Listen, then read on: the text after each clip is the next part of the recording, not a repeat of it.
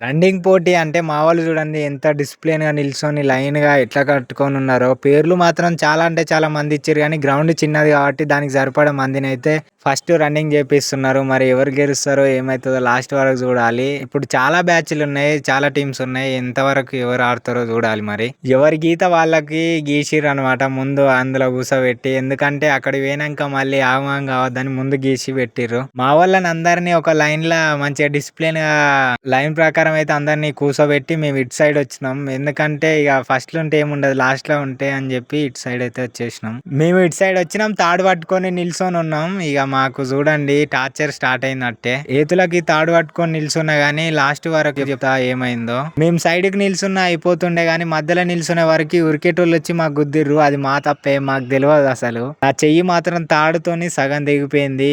నాకైతే ఎందుకు నిల్చున్నా అనిపించింది. వీడియో కోసం అయితే నిల్చున్నా. ఈ వీడియోకైతే ఇంతే. ఈ వీడియో ఎట్లా అనిపించిందో కామెంట్ చేయండి. నచ్చితే లైక్ అండ్ షేర్ సబ్స్క్రైబ్ చేసుకోండి ఫ్రెండ్స్. నెక్స్ట్ వీడియో కలుద్దాం. Bye bye.